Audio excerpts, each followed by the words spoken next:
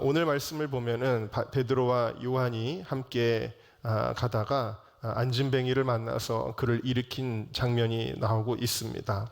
치유의 역사가 일어난 것이죠.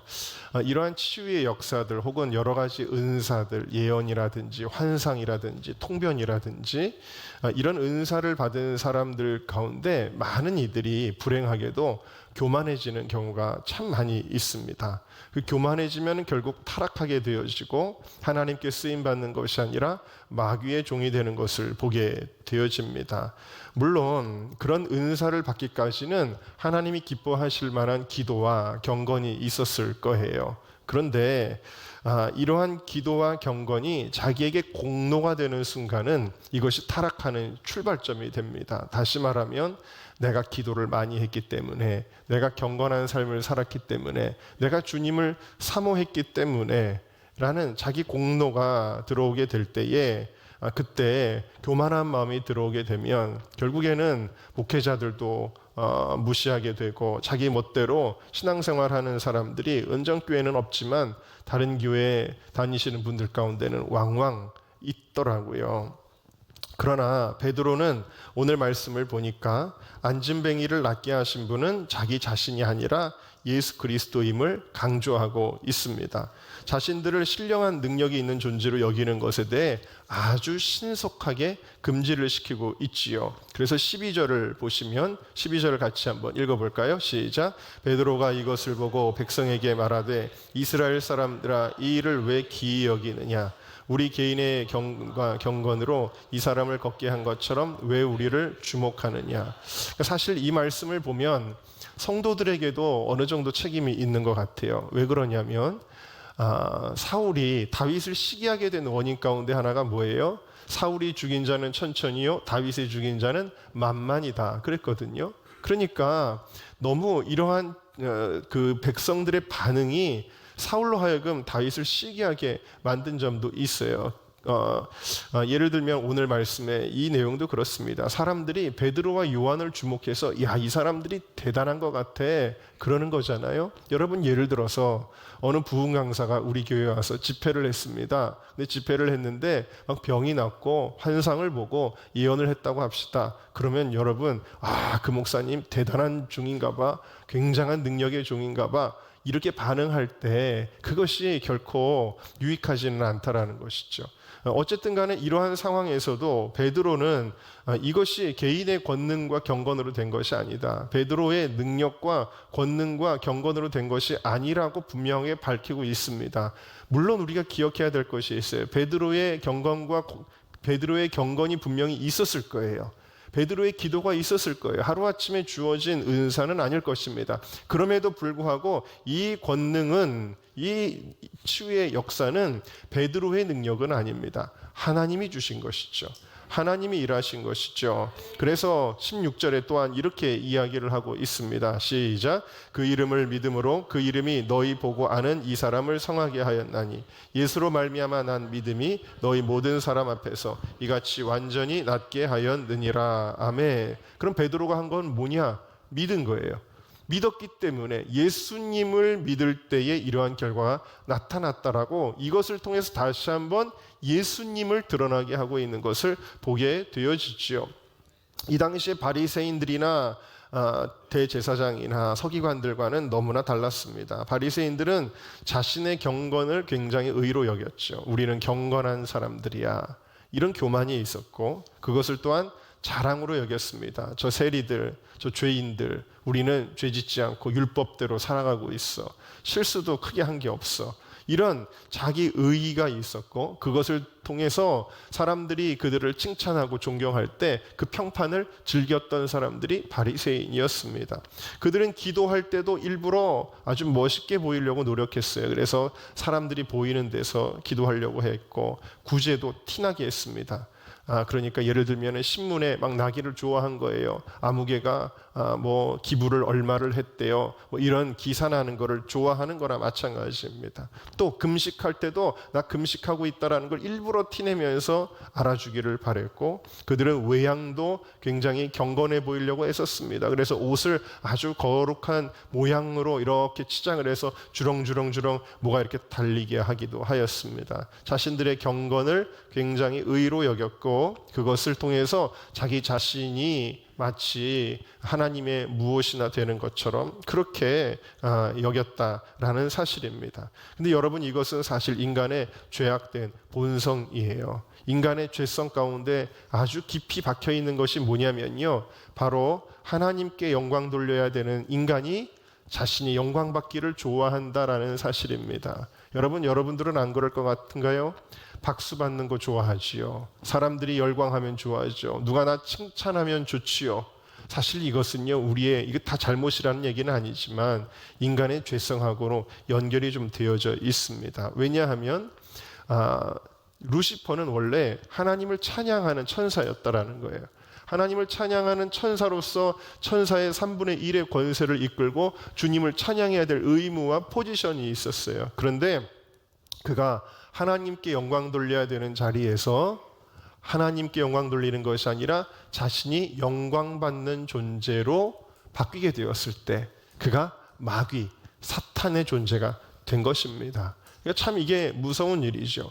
여러분, 제가 많은 청년들을 이렇게 대해보니까 뭘 느끼게 되냐면 찬양 인도자를 되게 멋있어 해요. 그래서 교회에서도 꼭 문제가 생기는 사람들이 찬양 인도자가 많아요. 물론 우리 교회에는 뭐 걱정 안 하셔도 됩니다. 정말 잘생기고 멋있게 생긴 정말 막 그러는 사람이 막 기타를 딱 메고 연주를 멋있게 하고, 우리 교회 찬양 인도자들은 다 겸손한데 다른 교회 가운데 가끔씩 보면은 아주 연예인처럼 찬양 인도를 하는 그런 찬양 인도자들한테 자매들이 푹 빠져가지고 막 그런 경우들이 있단 말이에요. 그러다 보면은 자기도 모르게 으쓱해지고 교만해지고 그런 경우가 운전교회 말고 다른 교회는 조금씩 있는 것 같습니다. 근데 바로 사단이 그렇게 해서 타락한 거예요. 사단이 그렇게 해서 타락해가지고 하나님께 영광 돌려야 되는 자리에서 영광 받는 자로 자처하게 되었다. 그래서 하나님께 버림받게 되었다라는 것입니다. 하나님께 올릴 영광을 가로챈 사람들은 결국 어떻게 되냐면요, 심판받게 되어지죠. 심판받을 사람들의 특징이 뭐냐면 하나님께 돌릴 영광을 자기가 취하는 거예요. 자, 사무엘상 15장을 보시면 사무엘이 하나님 앞에 불순종하는 장면이 나오죠. 대표적인 예입니다. 아말렉 전쟁에서 하나님이 다 진멸하라고 하셨는데 진멸하기에는커녕 왕도 살려오고 살찐 우양들을 잡아가지고 오는 장면이 나오죠. 사무엘상 15장의 사건입니다. 근데 어쨌든 하나님이 약속하셨기 때문에 이 전쟁에서 승리하게 하셨습니다. 그러니까 이 전쟁의 승리는 누가 주신 것이 아니면 하나님이 주신 것이거든요. 그런데 사무엘이 무슨 행동을 하는지 한번 보실까요? 12절 같이 읽어보겠습니다. 시작. 사무엘이 사울을 만나려고 아침에 일찍이 일어났더니 구하여 가로되 사울이 갈멜에 이르러 자기를 위하여 기념비를 세우고 돌이켜 행하여 길갈로 내려갔다 하는지라. 자, 기념비를 세우는 것까지는 좋아요. 왜냐하면 여호수아서에도 보면은 어떤 굵직굵직한 사건이 날 때마다 하나님이 기념비를 세우게 하셨거든요. 근데 이 기념비는 누구를 위해 세워야 돼요? 하나님을 위해서. 하나님이 우리 가운데 이러한 일들을 행하셨습니다. 그래서 세우는 거예요. 그런데 누구를 위해 세웠다고요? 사울 자기 자신을 위해서 기념비를 세웠다라는 거예요. 사울이 용맹해서, 사울이 위대한 전략가여서 이 아말렉과의 이길 수 없는 싸움에서 승리하였다라는 기념비를 세웠다라는 것을 보게 되어집니다. 사울이 원래는 정말 겸손했던 사람이거든요. 왜? 처음에 하나님께서 사울을 왕으로 삼으실 때 사울은 나 같은 사람이 어떻게 그렇게 반응했던 사람이에요. 어떻게 나를 하나님이 왕으로, 말도 안 돼요. 그러면서 행구 뒤에 숨었던 사람이 사울이거든요. 근데 이 사울이 지금은 어떤 모습을 보여주고 있습니까? 사람들 앞에서 높아지려고만 하는 거예요. 자꾸 높아지려고만 하고 나중에 26절에 보니까 왕이 하나님의 말씀을 버렸기 때문에 하나님도 당신을 버려서 왕이 되지 못하게 하십니다 라고 할 때 얼른 회개해야 되는데, 그럼에도 불구하고 사무엘 선지자 이대로 나를 떠나시면 백성들 볼 때 제 꼴이 뭡니까? 나와 함께 제사 지내는 모습을 좀 연출해 주십시오. 이런 모습을 그가 또 보여주게 되어지죠. 그래서 사울은 결국에 하나님께 진짜 버림받게 되어집니다. 그리고 나중에도 다윗이 높아지는 것에 대해 자꾸 신경 쓰고 질투한 것도 이것도 사울의 죄성이에요. 내가 높아져야 되는데 다윗이 인기가 높아지네? 이것도 사울의 죄성이었죠. 또 다니엘서 4장을 보면은 느부갓네살 왕 이야기가 나옵니다. 바벨론의 아주 위대한 황제였죠. 느부갓네살. 근데 그 위대한 황제도 어떻게 해서 하나님 앞에 징계를 받게 되냐면 옥상에 이렇게 올라간 겁니다. 그 옥상에서 쫙 바라보니까 저 멀리 롯데타워도 보이고 남산타워도 보이고 막 빌딩 숲이 막 보이는 겁니다. 쉽게 예를 들면 그렇다는 거예요. 그러면서 야, 이 큰 바벨론은 내가 능력과 권세로 건설하여 나의 도성을 삼고 이것으로 내 위엄의 영광을 나타낸 것이 아니냐. 이 말이 자기도 모르게 입에서 쭉 나왔어요. 자, 보세요. 누가 건설했다고요? 내가 건설했다고 표현하고 있어요. 내가 건설했다. 내가 뛰어나기 때문에 여러분 저는 그걸 부정하지 않습니다. 이 느부갓네살은 분명히 뛰어난 사람이었을 거예요. 아주 뛰어난 사람이었을 것입니다. 그는 굉장히 노력하는 사람이었을 것입니다. 그럼에도 불구하고 이 모든 것들을 주신 분은 하나님이셨거든요. 바벨론을 크게 하시고 바벨론의 왕을 삼으신 분은 하나님이셨는데 그가 이 말을 뱉자마자 31절을 보실까요? 이 말이 오히려 나 왕의 입에 있을 때 하늘에서 소리가 내려 가로되 느부갓네살 왕아 내가 네게 말하노니 나라의 위가 네게서 떠났느니라. 하나님께 올려드려야 할 영광인데 자기가 한 것처럼 그 영광을 취하였을 때 하나님은 바로 이 느부갓네살 왕의 지혜와 총명을 확 걷어가 버리셨어요. 그 뛰어난 왕의 지혜와 총명을 걷어가 버리니까 7년 동안 이 느부갓네살 왕이 어떻게 살았어요? 짐승처럼 바보가 된 거예요. 바보가 돼가지고 풀에 이슬을 핥고 풀을 뜯어먹는 거예요. 여러분 이건 뭘 보여주는 거예요? 느부갓네살 왕이 지혜가 있었겠죠. 총명이 있었겠죠. 그러나 그것을 주신 분도 하나님이시다. 여러분 성공한 사람들, 성취한 사람들, 사람들에게 존경받는 위치에 올라가게 된 사람들 혹은 잘 사는 사람들이 다 그런 것은 아니지만 많은 경우에 이렇게 생각합니다. 충분히 나는 이런 것을 누릴 만한 자격이 있다라고 생각을 합니다.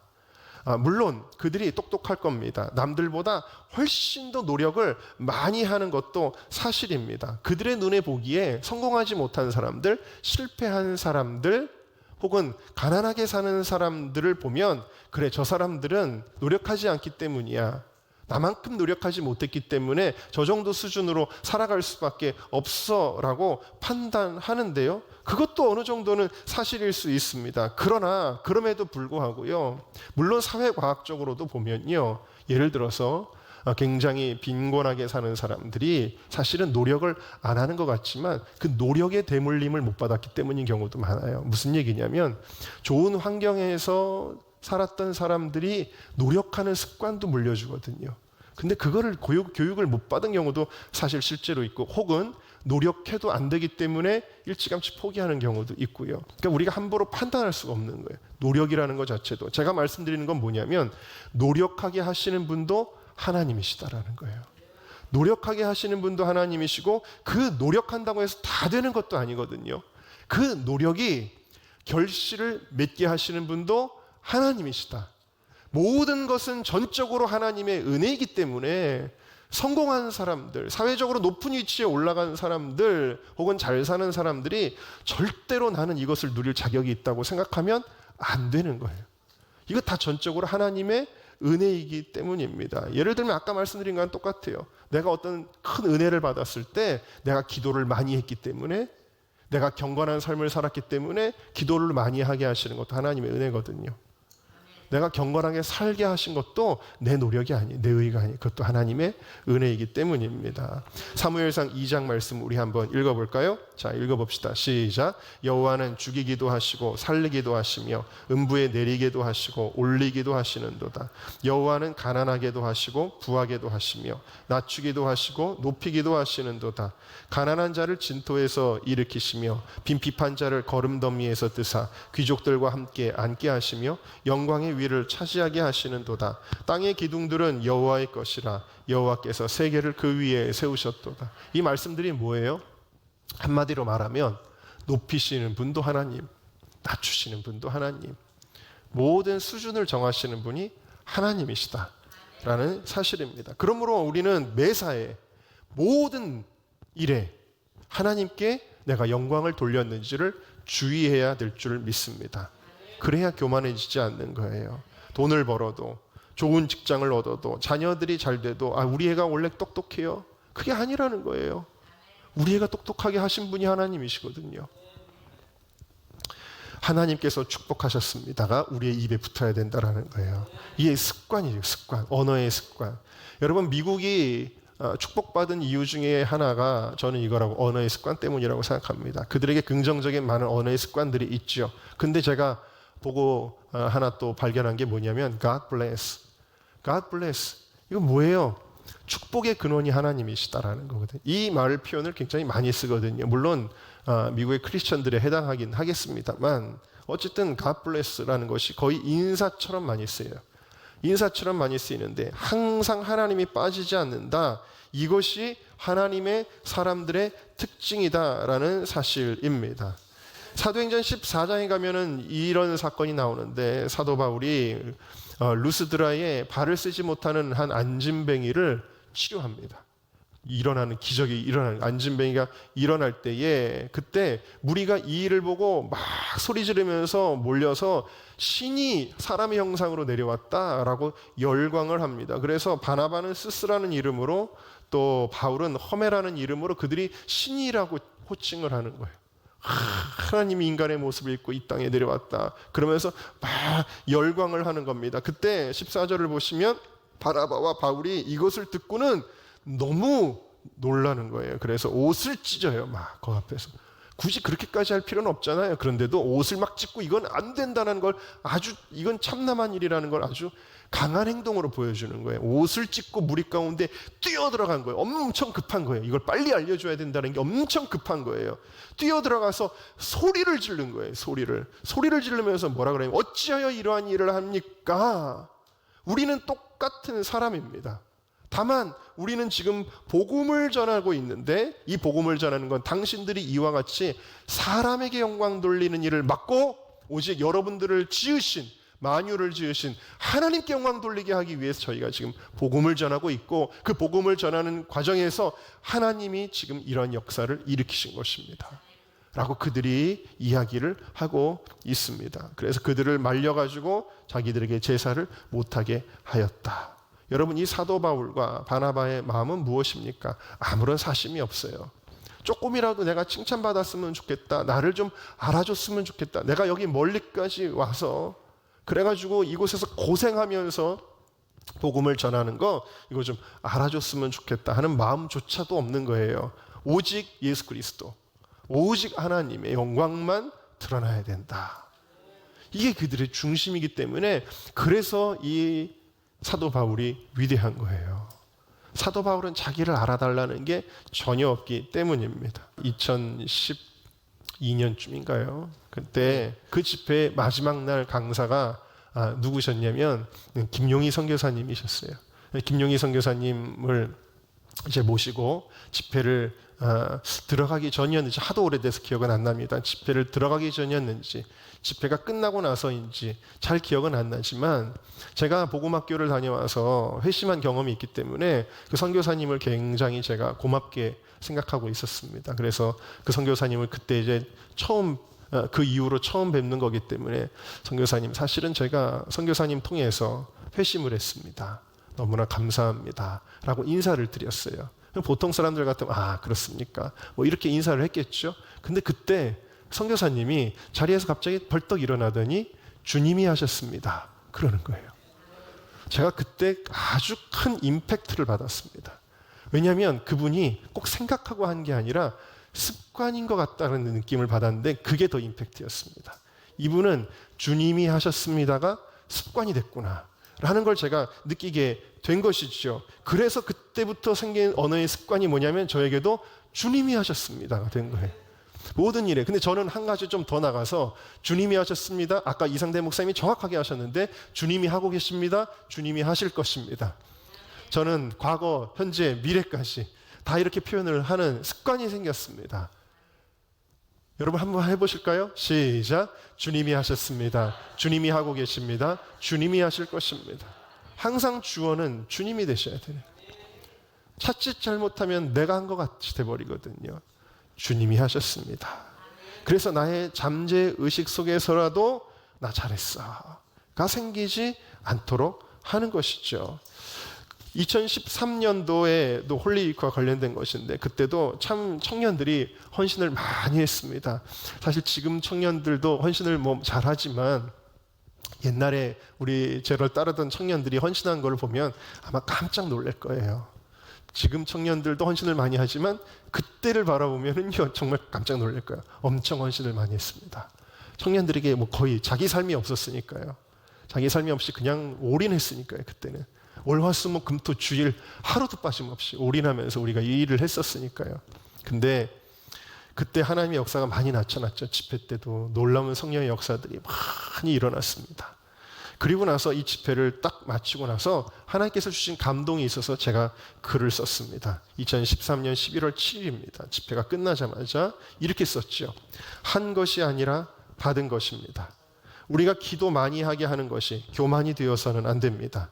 기도 많이 하게 하시는 은혜를 받은 것입니다. 우리가 헌신한 것이 공로가 되어서는 안 됩니다.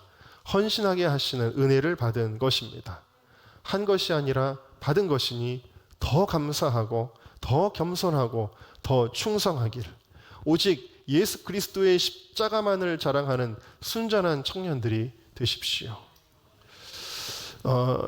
저에게 또 습관을 하나 소개해 드리려고 하는데요. 보신 분들이 분명히 계실 겁니다. 저는 설교를 마치고 주일날 설교를 마치고 이제 2층에 제 목양실로 이제 복귀를 하면 저 자리가 있습니다. 저 자리에 가서 꼭 무릎을 꿇고 다시 한번 손을 들어서 하나님께 영광을 돌립니다. 설교가 어떨 때는 굉장히 은혜로울 때도 있고 안 그럴 때도 있습니다. 상관없이 어쨌든 주님이 일하셨기 때문에. 그래서 하나님 오늘도 주님만 영광 받아 주십시오. 그러면서 저 자리에 딱 무릎 꿇고 앉아서 손을 들고 하나님께 영광을 돌립니다. 또 하나 주일날 사역을 다 마치고 나면 집에 이제 돌아가잖아요. 주일날 저녁 때 늦게 들어갑니다. 저는 굉장히 늦게 들어가는데 집에 들어가면 집에 현관문을 열고 집에 들어오자마자 제일 먼저 하는 일이 있습니다. 그거는 거실에서 무릎을 딱 꿇고 두 손을 들고 하나님 오늘도 주님이 하셨습니다. 꼭 이렇게 합니다. 물론 다른 날도 그렇게 하는 경우가 있고 특별한 집회를 했던 날도 그렇게 하는 경우가 있지만 이제 주일날에는 꼭 합니다. 주일 사역이 가장 중요하기 때문에 주일 사역을 딱 마치고 집에 들어오면 딱 무릎 꿇고 손을 들어서 주님이 하셨습니다를 합니다. 근데 재미있는 것은 제가 한 번도 하라고 한 적도 없는데 우리 집에 같이 사는 어떤 분이 저를 똑같이 따라합니다. 그래서 어느 날 딱 보니까 뒤에서 자기도 무릎 꿇고 이러고 있습니다. 참 저희 사모가 보면은 굉장히 단순하거든요. 순수합니다. 순수해서 그냥 보고 배웁니다. 그래서 하나님께 저희 부부가 영광을 올려드립니다.